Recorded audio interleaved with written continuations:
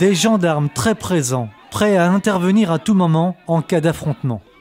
L'ambiance est à ce point tendue dans cette commune du département de la Manche que ce samedi 22 octobre, la préfecture a fait déplacer une bonne vingtaine de gendarmes pour parer à toute éventualité.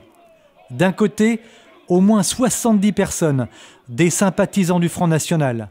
De l'autre, une poignée de militants humanitaires désireux d'accueillir le plus de migrants possible dans leur région. Pas de confrontation physique fort heureusement, mais quelques moments d'échanges verbaux peu reluisants, comme celui-ci par exemple. Un militant humanitaire s'adresse à un militant du Front National. Qui est français aussi, imbécile.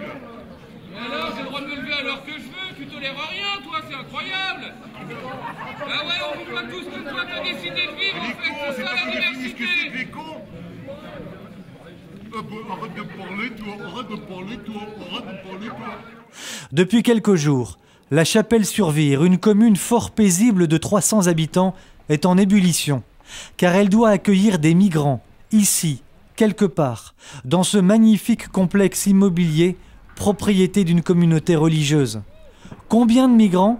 On ne sait pas au juste, car les autorités jouent, comme à leur habitude, sur la contradiction et l'ambiguïté la plus absolue.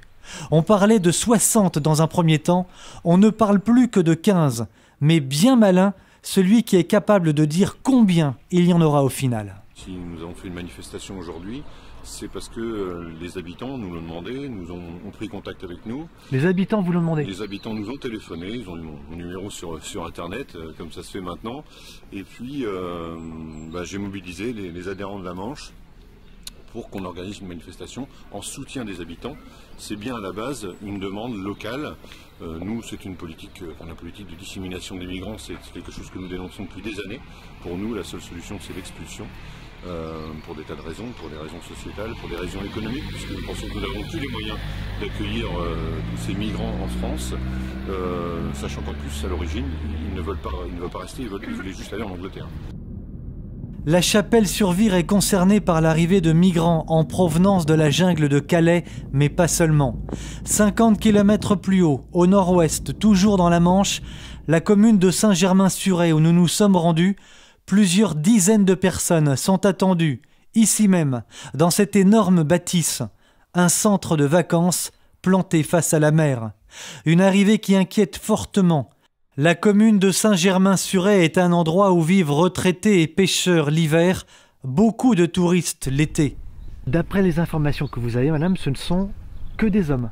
Que des hommes, oui. C'est des hommes de la force de l'âge, quoi. C'est-à-dire des jeunes hommes jusqu'à 40 ans, quoi. Mais ça vous surprend pas de ne voir que des jeunes hommes? Éventuellement, ça aurait été mieux pour nous d'avoir des familles.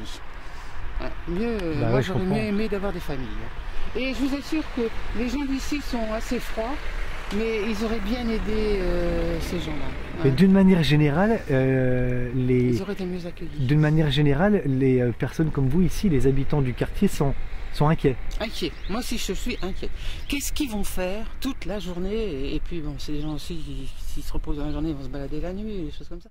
Saint-Germain-sur-Aix, la Chapelle-sur-Vire, deux communes qui attendent sous tension l'arrivée de ces nouveaux venus, des réfugiés, ne cessent pas d'affirmer les pro-migrants, mais prenant bien la peine de ne jamais rappeler que la France, championne du monde de l'accueil des étrangers, accueille déjà 200 000 personnes chaque année, qu'elle est exsangue financièrement parlant et qu'elle compte à ce jour plus de 8 millions de personnes, chômeurs, nouveaux pauvres, sortis des statistiques. Ce samedi matin, à la Chapelle-sur-Vire et du côté des pro-migrants, il y avait très clairement des messages d'incitation à la haine raciale qu'il conviendrait que la justice punisse sévèrement. On peut toujours espérer.